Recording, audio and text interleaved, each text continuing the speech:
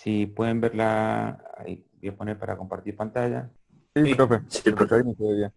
Bueno, voy a empezar rápido así porque nos tenemos en lo de Zoom 40 minutos, así que yo voy a hacer una pequeña introducción de 15 minutos. Esta introducción ustedes ya la tienen todos los videos, digamos, yo lo que hice fue armar una clase de Classroom y le sumé 8 videos de repaso de estática. Ahora yo voy a hacer el repaso de la última clase de estática. Le sumé además 2 trabajos para que ustedes tengan una guía de los temas más importantes de estática. Y le sumé también un trabajo práctico de cálculo, digamos, de estructura, de las cosas más simples, porque se van a ir haciendo un poco más complejas cuando entremos en estructura de hormigón. Entonces, bueno, empiezo. Básicamente nosotros, ¿por qué necesitamos el tema de estática? Porque ustedes tienen que diseñar un edificio hasta de 3 pisos, y nosotros, ¿por qué hablamos de estática? Porque necesitamos que ese edificio no se mueva.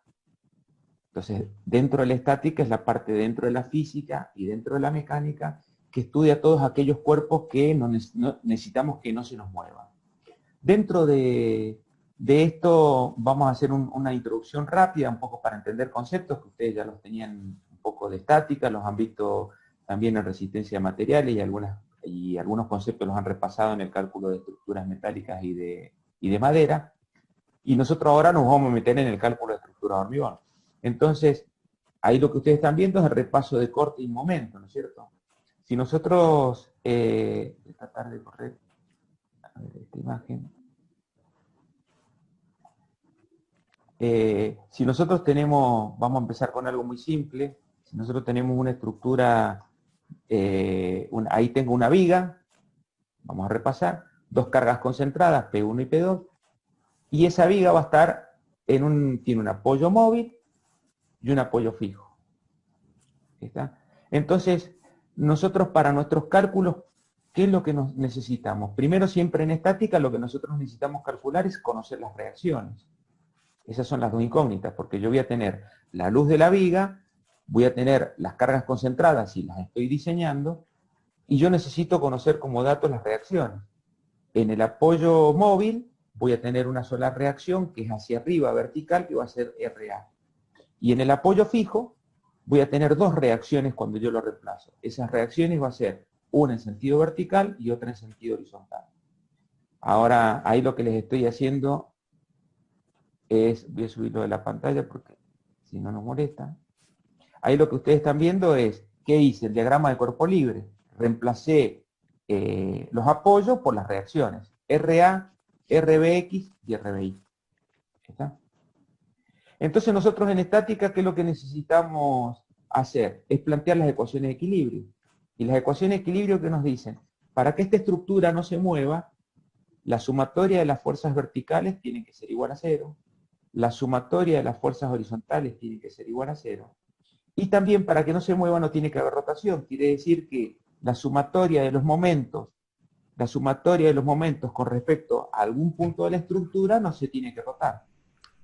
Y cómo nosotros dentro de esa estructura, ¿qué es lo que vamos a hacer cuando planteamos las ecuaciones de equilibrio? Yo acá les puse un dibujito donde nosotros planteamos cuáles van a ser los signos positivos. Los signos positivos decimos que las fuerzas verticales que van hacia arriba van a ser positivas, las fuerzas horizontales que van hacia la derecha van a ser positivas, y los momentos consideramos positivos cuando si yo me paro en un punto, ese momento gira en el sentido de las agujas de reloj. Por ejemplo, si yo tengo la fuerza RA y quiero sacar momento con respecto al punto del apoyo fijo, que sería el punto B, RA va a tratar de girar en el sentido horario de las agujas de reloj. Entonces, si gira en el sentido horario de las agujas de reloj, va a ser positivo. Entonces, en función de estas consignas, yo planteo las ecuaciones de la ecuación sumatoria de fuerzas verticales igual a 0, voy a tener RA positivo, RBI positivo, van hacia arriba. Y hacia abajo se van a restar menos P1, menos P2, igual a 0. La otra ecuación de equilibrio es la sumatoria de las fuerzas horizontales. En esta tengo una sola fuerza horizontal que va a ser RBX. Esa va a ser igual a 0. Y después saco momento que es lo que me dice estática. En estática yo tengo que plantear como mínimo 3 ecuaciones que planteen igual a 0 para poder establecer las ecuaciones de equilibrio. Y entonces voy a tener que sacar un momento con respecto al apoyo fijo, que sería el punto B, y saco un momento de todas las fuerzas. Como RBX y RBI pasan por el punto, estas fuerzas no producen momento, porque acuérdense que siempre es momento, es fuerza por distancia. Como las distancias de RBX y de RBI con respecto al punto que estoy tomando momento es igual a 0, ese producto es igual a 0, por eso estas dos fuerzas no aparecen cuando planteo las ecuaciones de momento. Entonces, el momento de la fuerza RA va a ser igual, positiva porque gira en el sentido de la aguja de reloj, y la distancia va a ser L, que es la longitud de la viga. Después, P1 va a ser negativo, ¿por qué? Porque es contrario a las agujas de reloj, y la distancia va a ser igual a L menos X1, en este caso que yo lo planteo así.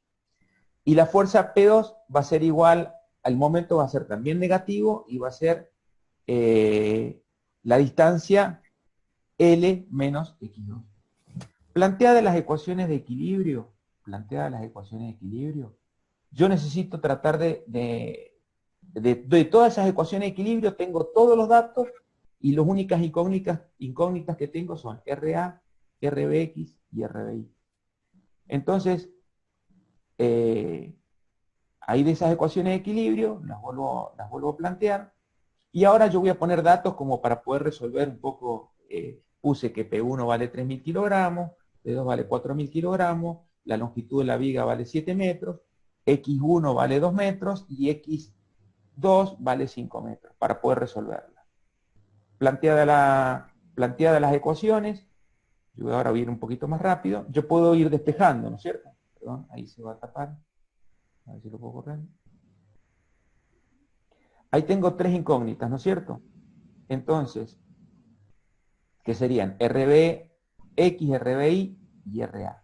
De la ecuación 2, que era la sumatoria de las fuerzas horizontales, yo puedo despejar RBX, yo voy a saber que RBX va a ser igual a 0. De la ecuación 3, quiere decir que de la ecuación de momento con respecto al punto B, yo de toda esa ecuación, fíjense en que yo tengo RA por L menos P1 por L menos X1 menos P2 por L menos X2, el único dato que no conozco es RA. Acá es matemática, yo despejo RA, quiere decir que tengo 3 términos, RA por L, P1 por L menos X1 es el otro término, y el otro término es P2 por L menos X2. De acá yo despejo, primero estos dos términos pasan para el otro lado sumando, me queda de este lado RA por L. Después, ¿qué hago? Despejo L y me queda RA.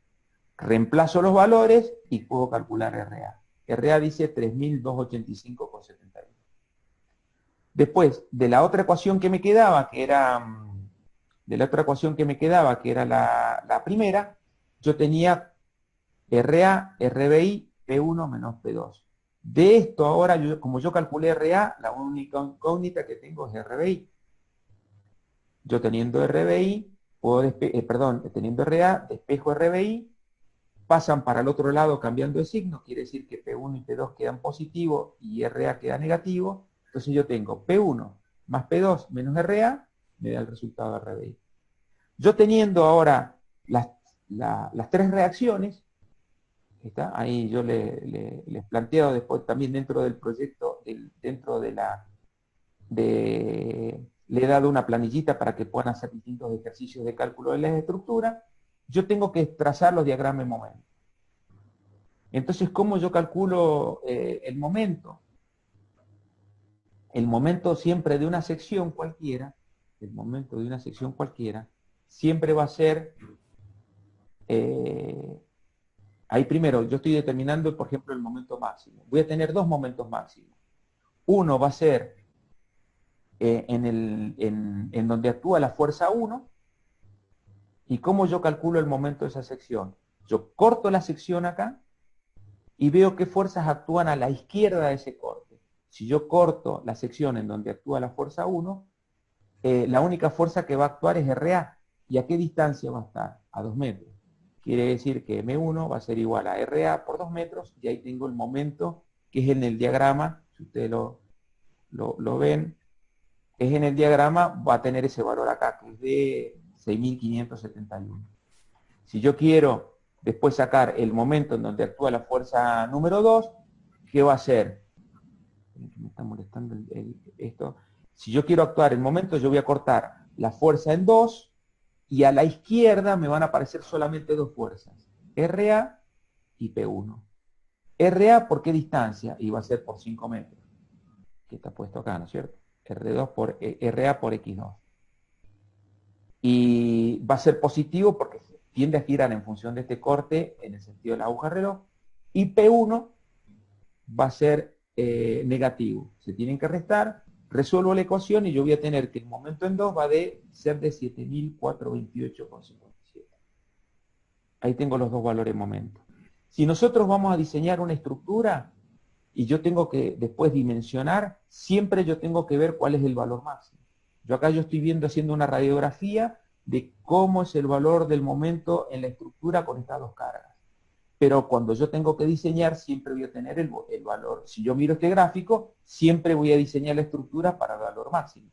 Cuando yo tenga que diseñar la estructura de hormigón, voy a hacer la sección, calculo la resistencia de lo que colabora el hormigón a la compresión, y en la tracción me ayuda el acero, y entonces con el momento máximo, este de 7.428 es el que yo voy a dimensionar. ¿Está? Esto que estoy explicando está un poco más explicado en el video que yo les cargué, pero era un poco para repasarlo. Y bueno, y ahí la definición de cualquier de momento flector, ¿no es cierto? Yo voy a tener corto en cualquier lado que yo corte la sección, en cualquier lado que yo corto la sección, veo qué fuerzas actúan a la izquierda de la sección. Y entonces el momento en la sección S, en este caso va a ser RA por la distancia de RA a donde yo corté la sección, en este sentido positivo porque gira en el sentido de la aguja reloj, y P1 gira en el sentido contrario a la aguja reloj. Y ahí yo establezco la ecuación y saco el resultado. Y después, con respecto al corte, es exactamente lo mismo. Yo corto la sección acá y veo qué fuerzas actúan, acá voy a tener que volver a correr esta imagen, qué fuerzas actúan a la izquierda del corte. Actúan solamente dos fuerzas, RA menos P1. Si yo resuelvo esta ecuación, RA menos P1, me va a decir cuánto es el corte que está funcionando acá en la sección S. Y ahora pasamos en el diagrama, ustedes ahí están viendo el diagrama, por ejemplo, para este corte. Esto, que era de 3.200, creo, esto es RA. Fíjense en que toda la estructura, desde 0 hasta 2, está sometida a este corte de 3.250 kilogramos, creo. Cuando yo me paso del otro lado, en donde está actuando P1, ¿qué hice? Resté P1, estos serían los 3.000 de la P1, estos serían los 3.000 de P1, quiere decir que en este tramo de la sección, fíjense en que la estructura está sometida a corte, este pedacito que sería la diferencia entre RA menos P1. Está sometido solamente la estructura a este valor, 250 más o menos. Después cuando yo llego al punto 5, acá está actuando la fuerza P2, que eran de 4.000, si no me equivoco, y después sigo hasta que cierre la estructura en RB. Entonces, esto lo que estoy haciendo yo es una radiografía. Cuando yo voy a dimensionar en hormigón, esto me va a indicar la cantidad de estribos que yo tengo que poner. El estribo es el que me ayuda en el esfuerzo de corte en la estructura de hormigón.